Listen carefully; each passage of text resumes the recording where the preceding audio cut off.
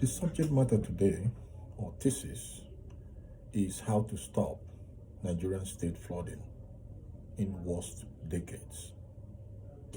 Now, before we can stop something, we have to first identify the problem, define the problem, analyze the problem, and then come up with the solutions. Now, after analyzing it, these are the problems that has been identified. 1. The flooding has increased and magnified since 2012. And also, there has been abnormal and heavy rainfall since 2012. And also, this could be attributed to the impact of climate change and global warming. And the government itself has not taken any effective action plan. There is no effective action plan so far to solve the problem. And even the citizens themselves, affected citizens, has not shown any effort in terms of protest to compel the government or the politicians, their representative, to act to solve the problem. These are the problems. Okay? Now, listen and watch. Thanks. A humanitarian challenge is emerging in Nigeria as the country experiences its worst floods in a decade. 33 out of Nigeria's 36 states are affected by the rising waters. Entire communities have been submerged, losing their houses, their fields, and their livelihoods. So far, more than 600 people have died, and at least 1.4 million people have been forced from their submerged homes. Now, the next item of discussion is the impact of Benue River flooding in the floodplains and communities due to Lagdo Dam in Cameroon water releases and heavy rainfall that has been occurring since 2012. These are the impact that have been identified so far. 1.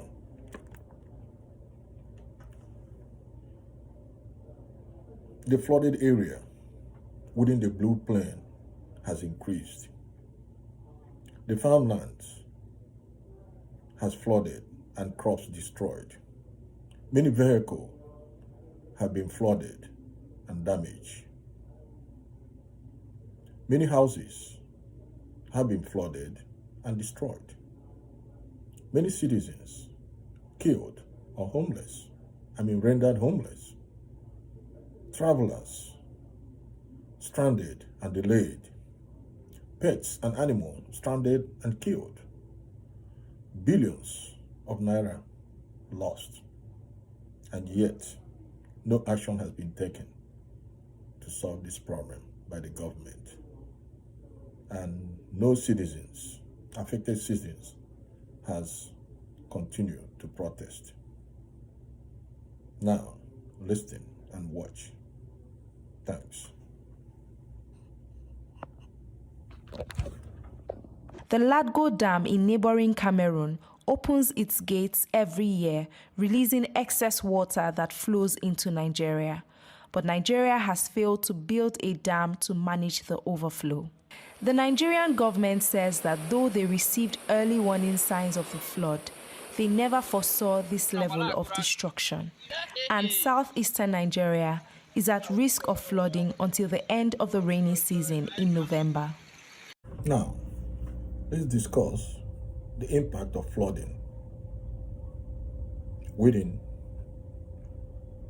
the floodplains of River Niger and communities due to Lagdo Dam in Cameroon water releases and heavy rainfalls.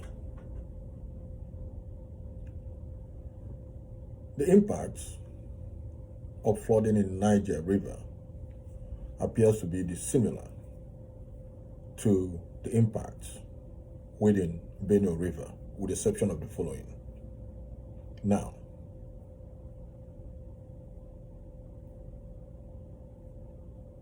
flooded areas are much larger. Farmlands flooded and crop destroyed are much less. Many more vehicles were flooded and destroyed. More houses flooded and destroyed. Many citizens killed or rendered homeless.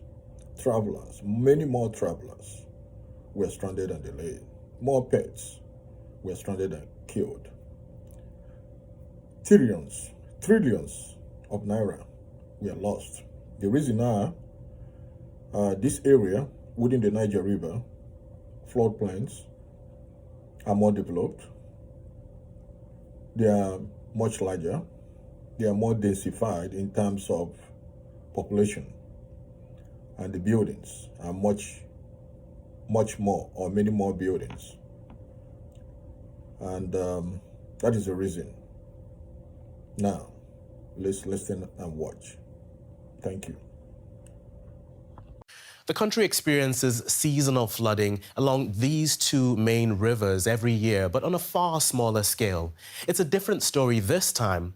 Take a look at this section of the Niger River as pictured in June this year, and compare with what it looked like earlier this month when the river burst its banks. Some communities have witnessed water levels of up to 13 meters. We'll discuss why the situation is so devastating after this report by DW's Flourish Chukura. This is what the rainy season usually looks like in Anambra State in southeastern Nigeria. And this is what the same community looks like now. Swollen rivers have inundated numerous towns and villages across Nigeria, causing 1.4 million people to flee their homes for camps set up on higher ground. But help is slow in arriving. Many roads and bridges are washed out. Traffic chokes those routes that are still passable, delaying the delivery of fuel and food supplies around the country. With key infrastructure swallowed by water, many of the flooded communities are without power and people's generators have been destroyed. Critical infrastructures such as schools, healthcare centers, police stations and banks can't operate. And with the number of farmlands that have been destroyed, there are concerns about food scarcity in the coming months. Nigeria's government blames most of the flooding on unseasonally heavy rain, but other factors play a role. Now that we have identified the problems, we have also discussed the impacts of the flooding within the floodplains and communities of Benue River and Niger River. The next step is to discuss the solutions to these problems. Okay? These are the identified solutions. Build technical flood protection system comprising of flood walls around the floodplains, levees around the floodplains, floodgates around the floodplains, dredging river Niger and river Benue to lower the level of the water. It also has been identified that the maximum height of the water or flood within Niger River and Benue River floodplain is like 13 meters, which is about 43 feet.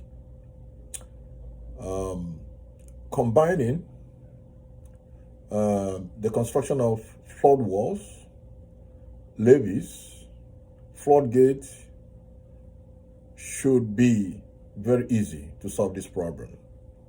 I mean, the levee itself, which is nothing but an earthen field, the sand itself, the sand from the river dredging of the Niger River and Benue River could be used for the building of the levees. Thank you. Now, listen and watch. So the main reason for this flooding we're currently experiencing is the lack of infrastructure and poor planning. What kind of infrastructure are we talking about that needs to be in place? Engineering infrastructure that should be in place to help mitigate flooding, as is the practice all over the globe. But sadly, we don't have that in Nigeria. So that is why the flooding is very, very serious and very severe. What kinds of, you say engineering infrastructure, what exactly are we talking about?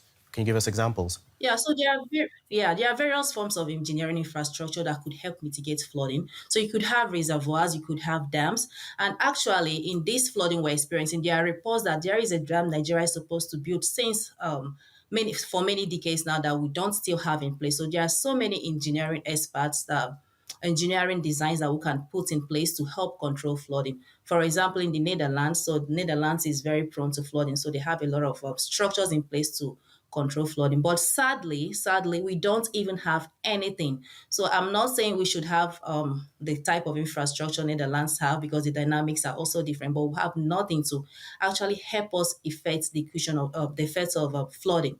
So that is why you see every year in Nigeria, most of the urban centers are flooded. In conclusion, there are many benefits for building flood protection system, but we are only going to mention some of them. So please pay attention. Number one, the levees and flood walls protect buildings and people and their properties. Two, flood protection system create jobs from building and maintenance of the system. Three, the system increases the economic growth of the nation and GDP. Dredging promotes safe navigation in the rivers. Dredging facilitates efficient transportation of goods and people. Sediment removed from the dredging is a good source for building projects. I did mention that even some of the sand removed could be used and save the budget in building the levees and even the flood walls itself or themselves. Dredging also improve aquatic life. I mean, the fishes that are in the water, you have more fishes for the fishermen. These are some of the benefits. Please, thank you for watching.